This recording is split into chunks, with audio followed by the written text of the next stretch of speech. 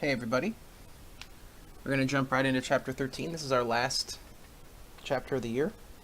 Now you guys have either taken EdSec 345 or will take EdSec 345. That's 3 credit hours specifically on assessment, so I may go through this relatively quickly and skip some information here and there.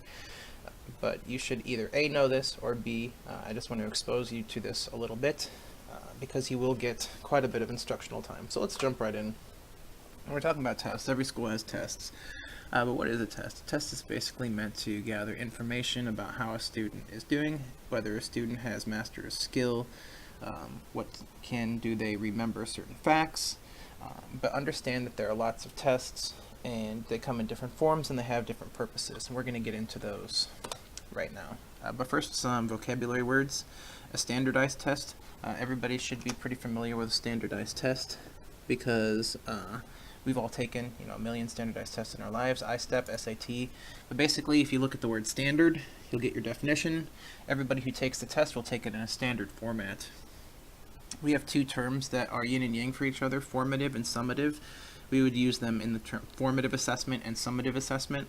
A formative assessment is assessment that takes place during the actual lesson itself, whereas a summative assessment takes place at the end of a lesson, a unit, or anything else.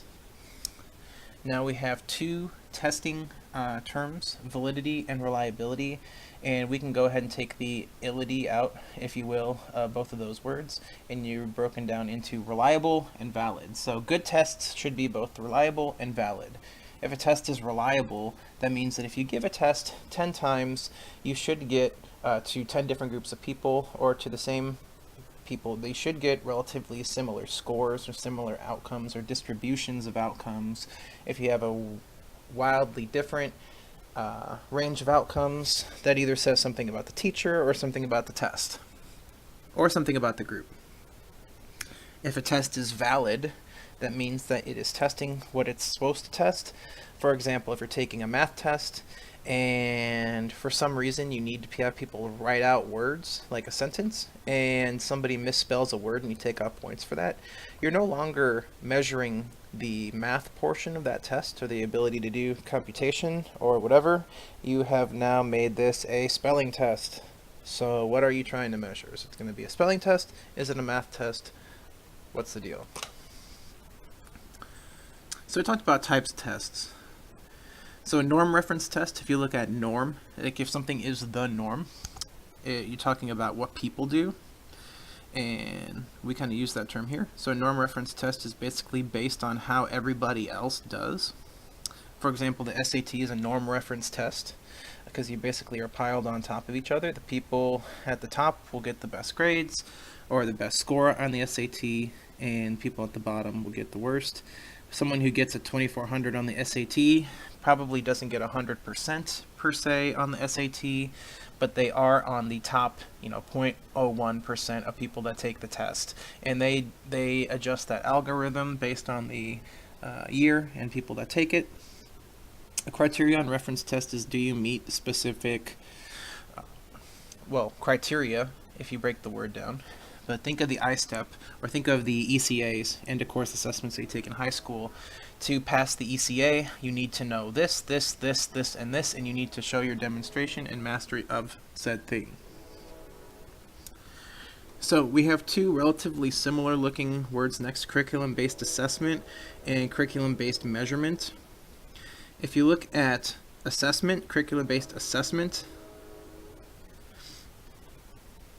what we're doing is we're basically looking and we are assessing, and that would be usually some sort of end of unit. That would be like a test or something like that, or even some independent practice homework, but we're testing a student's mastery on some sort of specific standard or some sort of actual curricular point in the actual school curriculum. Whereas the curricular-based measure is oftentimes very formative in nature. It should happen quite a bit during the actual direct instruction process to check for understanding and to see at what level students are at, especially at the beginning, like a pre-tester, things like that, where you could say, okay, these students are here, these students are here, these students need some extra work, what's happening? And then we have performance and portfolio at the bottom. Performance basically measures on a specific task. Let's say, for example, group presentations. That would be considered a performance assessment because you get up and you do something, and I grade you on it based on a rubric. And then lastly, portfolios. If you guys have done digital portfolios, you know exactly what a portfolio is. It's a collection of work that shows your proficiency and knowledge in a specific area or even multiple areas. So in standardized testing in general, students with disabilities are going to have some specific issues, potentially interacting with the test itself, potentially understanding the test, and there may be times that we need to make either accommodations or modifications for said test to try and help the students out. Now, I would like to make one very clear distinction where I think the book, I actually disagree with this chapter, the book on certain parts more than pretty much all the other chapters put together almost. Accommodations and modifications are two different things, and I think there's a few instances in the text where they misuse the word modification when they do mean accommodation. Well, I don't think that they use accommodation. They use accommodation correctly, but not modification. Okay, think of it this way. An accommodation can be anything to help a student interact with the original form of the test. You're not messing with the content of the test. You're not messing with anything that has to do with the core curricular reliability or validity of the test. It's 50 questions, multiple choice, blah, blah, blah. That child will take a test with 50 questions, multiple choice, blah, blah, blah. But an accommodation could be extended time. That's not affecting the core content of the test. It could be in large print. It could be in Braille. We could have an adaptive response sheet. We're not changing the core content of the test. We're just simply making an accommodation so that the student can interact with the actual test much, much better.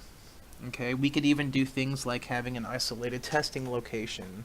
We could do things such as, having things like breaks in between subtests. Let's say more or longer breaks in between subtests on the ISTEP or the SAT or something. Someone that has a learning disability, dyslexia, has to work really hard to really decode those words. They're going to get tired.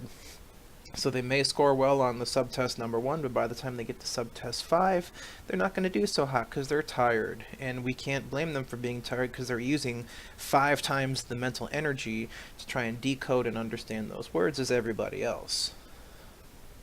Now, a modification is an actual change to the content of the test. For example, a modification would be on a multiple choice, giving 3 choices instead of 4. It would be, instead of having 50 questions, you have 30 questions. It would be, instead of having to do a essay, if you're trying to test on writing ability, instead of having an essay, you could potentially do some sort of closed-ended question. You could give them a different question format so that they didn't have to answer an essay format for whatever reason. We can get into that. We can speculate all we want on that, but you can look through some of those lists of other possible accommodations and modifications, but just as a general rule, accommodations do not affect the core content of the test, although it might change the format, the location, or some services that are provided during test taking. Modifications actually change the core content of the test. If you know that, you're going to be good. So as far as some test-taking strategies and administering strategies, the idea of test-taking skills, we have some mnemonics we're going to look at later, and that will be something we're going to look at here in a couple of minutes. As far as requesting modifications for college entrance exams, these things that they're asking for, as far as reader, recorder, large type, extended time, I think everything except the alternate test form. Now, define test form. If it's the same content of the test, all of these are actually accommodations, okay? The modification would be, okay, you only have to do half of the test, or you only have half of the amount of options to choose from on multiple choice, or your length requirement for your essay only has to be 100 words rather than 250 words. So once again, that's kind of an example of the book using improper language. Those are all examples of accommodations, whereas modifications would change the actual core content of the test itself. So as far as statewide assessments, I-steps and things like that, if a student has an IEP, by law, they have the right to testing accommodations, okay? Testing accommodations, not modifications, testing accommodations. That means that we can give them some support, we can give them some extra time, we can give them a more accessible format, we can give them a less restrictive or more distraction-free location to take the test. So we can do quite a bit. Now, if we need something else, we may consider using an alternative test itself. We have those in Indiana, and that's a mandate of the Individuals with Disabilities Education Act that we provide alternative testing options for students with disabilities. And I know under the No Child Left Behind law, we had a 2% cap of students that were eligible for said alternative testing. I think they put that cap on there because what was happening, when this was back in early 2000s, is more kids were being pushed into the alternate testing so they wouldn't be counted against the actual or the standard testing, because that would affect scores, which could affect a lot of other things about the school, their rating money and other things like that. So that was kind of a loophole, and they put a cap on it at 2%. So alternative assessments, like I said, IDEA says that we can have alternative tests, and they could be on specific skill. Like for example, we have iStar, which is more of a test of skills, and it can be like functional skills and things like that, which is good. And sometimes we need to know, especially for more disabled students, what sort of functional skills they have, and the test can be more meaningful than taking the actual I-step. Now, for your guys' instance, I'm going to skip through this a little bit because the likelihood of you having a mainstreamed general education student that's not taking the standardized, the typical, or the like the I-step, that's going to be quite rare. Now, as for tests that we make, first of all, hopefully in 2017 we've gone beyond the point of paper-made tests. I mean, I had them back in the 90s, handwritten tests, but with how easy it is to type and print and copy things nowadays, I would hope that you're not handwriting your tests. But for students who may be dyslexic, who may have vision issues, who may have some other sorts of information processing problems, having things on a digital format is better. And even if a printed typewritten copy is good, you can also provide it on a digital format on a computer that provides access to some like a reading program, and you can also mess with the zoom, you can mess with the definition, you can put blinders up so that you can keep the lines spaced out more clearly and things like that, and just make it overall in general easier to interact with the test itself. Also like the idea of having more tests with fewer items and fewer tests with more items, because once again, one of the big things with disability is that you're using more energy to do the same things as your non-disabled peers. So you're going to have things like chronic fatigue, and once fatigue hits in, your performance goes down. That's the simple biology and physiology. So, different test formats, and we said earlier that there's lots of different types of test formats, and they can be used for quite a few reasons. True, false items, writing out the actual word true and false, especially because both of them, the T and the F, are kind of stem-oriented letters, where we have stems coming off of the vertical line. That'd be pretty easy to mix up. It's much easier to mix up a T and an F than it is the actual word true and the actual word false. It's also a more clear indicator of what you're actually looking for. And then also making sure that we have appropriate and not tricky language, for example, double negatives, or things where they'd have to decode beyond actually looking and trying to understand the content. This goes back to construct validity, right? Is the test valid? Are we testing their ability to understand double negatives, or are we testing their ability to understand what happened in the book, right? It could be two different things. Multiple choice tests, It would be a modification if we gave one student 3 options and another student 4 options, just because by guessing we're giving them a higher opportunity to be correct, and it would be an overall higher standard score just by guessing, 33 as opposed to 25 or 20. But that can definitely be good. But definitely with something that is good are some of the multi-answers, where it would be not necessarily all of the above, but there are some tests that are like A and B, B and C, A and C, A, D, and B. And we can do a better job of designing those items, even if we break them up into a couple of different items. As far as matching, definitely we want to make sure that our word banks are on one page.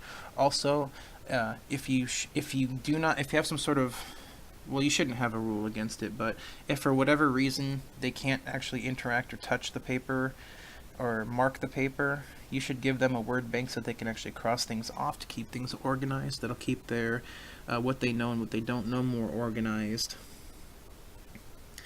Short answers. Once again, this would be more of a modification, unless we are trying to test the actual written competency as opposed to maybe comprehension. If we're testing comprehension, this is an excellent modification where we could allow them to basically make it into a multiple choice question where we give them 4 short answers where they have to choose the most accurate, as opposed to making them physically write out the actual answer. And then lastly, with an essay, if you provide specific information as to the parameters of what you're looking for, you can make a little mini rubric. It doesn't have to be in like a grid form, just in a couple sentences you can say what you're looking for to make it a little bit easier.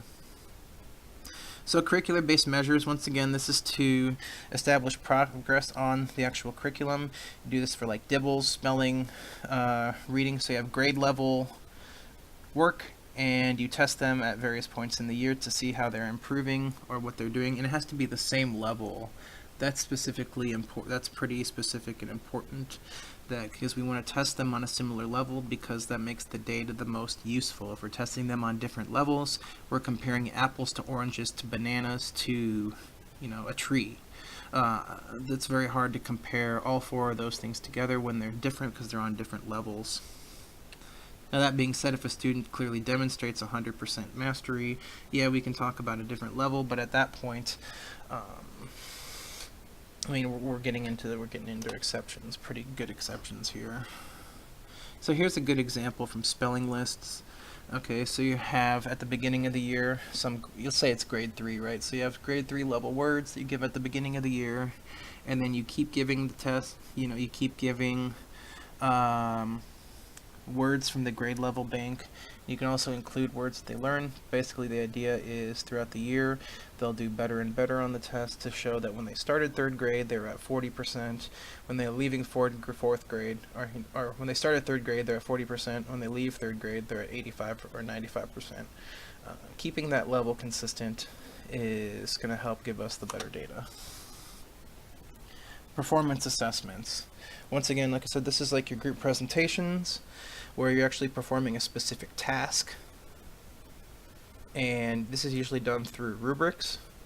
That'd be like the rubrics for any of your projects. You need to do this, and you need to do this, and you need to do this, and the degree on which you show that is going to be the degree on which you're scored, more or less. But this is good it's definitely a non-traditional testing method, but it can be good.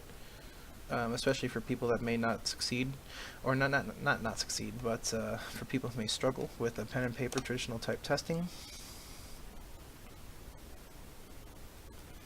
So once again, we need to prioritize what it is that we're looking for, because when we're making a rubric, we still need reliability and we still need validity. We need to make sure that we're measuring what we want to measure, and we need to make sure that if we have other people taking it, that people are getting a similar range of scores based on similar levels of ability, based on similar groups. If we're getting wild differences, there's usually some sort of reason in general.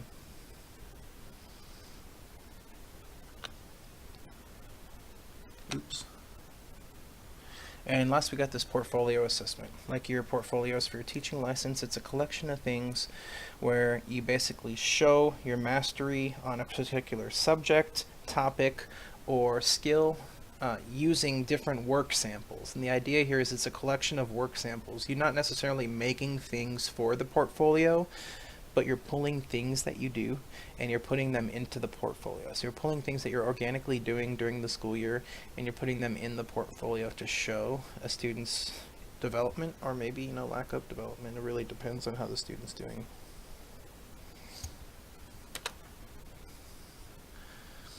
So as far as test taking skills, first of all, just getting students into the right mindset's important.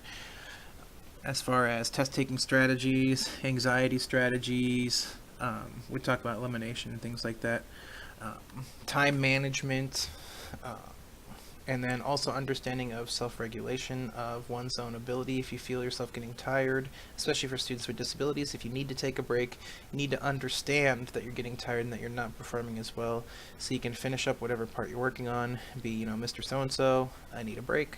And provided that all that's straightened away, you know, the teacher would be more than happy to oblige, because they're happy that you have realized that within yourself, that, hey, I'm getting tired, I'm not performing to my ability, and we'll give you that time, and we'll get you back, and we'll continue. So here's a couple of acronyms that we can go through, and you can kind of take a look at them as you wish. But these are kind of a dime a dozen, but you can feel free to use any of a variety of acronyms to try and help students understand how to do or to take tests well. They usually hit all the main components of test taking strategies, which is reading the directions, using your time wisely, understanding elimination strategies from multiple choice and things like that, and then also understanding what time, you know, when is it time to move on, don't spend too much time. But then also at the end of the test, go back and look over the things that you're doing, because you may have missed something, you may not have done something right. Using Pirates is the same side of thing. Get yourself mentally ready, inspect so read the instructions, read, remember, reduce, right? So it's like read the questions carefully, answer or abandon, so answer it or move on, that's time management. Turn back, which is like a review type of a thing. And these are all sorts of review and reflect type of things when you're done or as you're going through. And answer, once again, analyze the situation, which is kind of like read and understand what you need to do. Notice requirements, it's kind of a directions. Set up an outline, which is what's your plan of attack for your things. Work in the details. So it's like, okay, you got your main idea, supporting, closing. So, right, so you set up your outline, your main, support, close. So you have your main, your close, and your ideas. And then engineer your answers, so that could be potentially any sort of like editing or any sort of adding in things that are in weak areas, and then review, which is a part in pretty much all three of these, making sure that you're going back and you're looking at what you're doing one time before you actually turn the paper in or close your test book or whatever it is that you're doing. Now, one thing about grading procedures is this is a relatively controversial topic. Master Peoria and Scruggs kind of take a very liberal approach towards grading, because I mean, I understand if kids have chronic school issues, and we talked about this in chapter 10 on motivation. We don't want kids to experience affective issues with their own on questioning their own abilities, questioning their confidence in their ability to succeed in school because they're having a hard time on tests. But at the same time, there's something to be said for if you're setting standards, if you're setting a standard, you need to measure on said standard. It's like there's a King of the Hill where it says, well, why don't we just give the Super Bowl rings to both teams so nobody's bummed out, kind of along the lines of participation trophies and stuff. We need grades because it's relatively decent information on people's progress and on people's mastery of certain skills. But that being said, we can do some things like we can use alternative testing methods. We can have testing accommodations, modifications. We can do project-based learning. We can do lots of things. But at the end of the day, the grade should be a representation of what the student knows, and not necessarily points possible or points achieved out of points possible. So that's a tough one, and you may have to make some individual decisions based on that. But I mean, we do have some alternative things, such as a more of a BASC 1 through 5 scale. We can do a pass-fail scale. We can do things based on actual competencies rather than you get an F in math. Well, you got an A in computation, but you got a F. You got a needs improvement in expression or the ability to discriminate between relevant information and irrelevant information. So you can take all that with a grain of salt on the grading procedures. And also your school will probably have some sort of policy on grading. Some schools are more stringent on consistent grading. Some schools are more accepting of alternative grading methods. That's going to be something that you're going to have to figure out when you get into your school and follow their policies by all means. Okay, so once again, this is either a preview or a review, depending on if you've taken EdPsych 345 or not. We talked about what's the purpose of the test: to collect information and to check progress or mastery, or proficiency on a specific skill.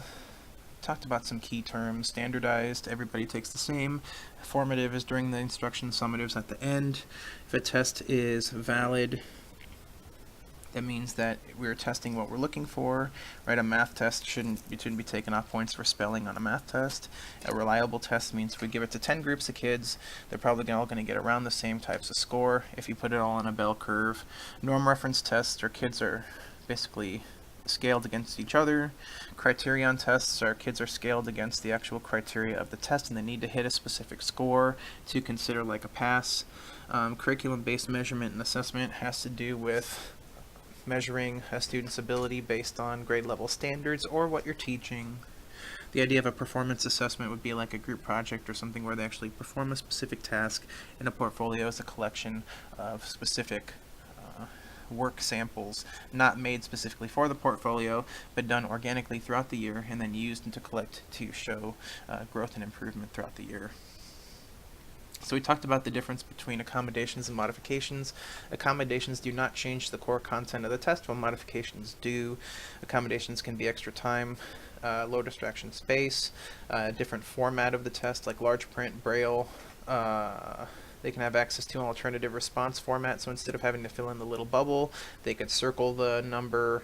They could have a little bigger box that they would just have to mark with some sort of defined mark. But a modification would actually be like, okay, instead of 4 answers on a multiple choice, you get 3. So we're talking about test taking strategies. We also talked about alternative assessments. The IDEA requires by law that we provide accommodations for standardized testing, and we also provide opportunities for alternative assessments. No Child Left Behind capped that at 2% of students that can take alternative assessments, but they're good for functional skills, although you're not going to see much of that in the gen ed classroom. Teacher-made tests, make sure that it's digitized. Make sure that, first of all, you are minding the whole idea of construct validity and reliability, that you're testing what you need to test.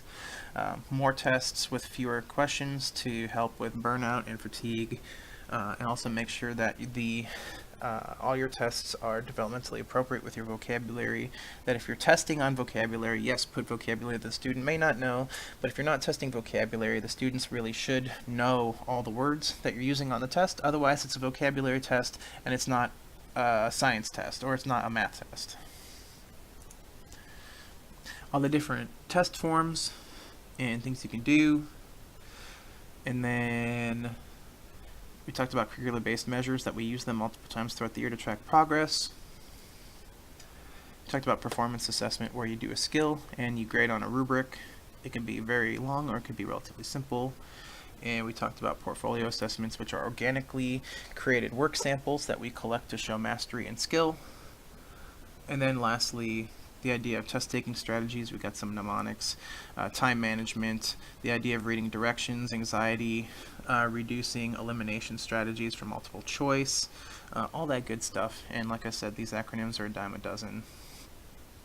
And then lastly, understand that there are alternative grading methods, but you have to be careful because you're not giving favoritism, or you're not giving some sort of special treatment, and you're not invalidating the integrity of your own grades because you're giving a student free points or otherwise not doing some sort of direct measurement. Well, that was a little bit of a whirlwind, but thank you guys for taking a look at Chapter 13. And I will see you next time.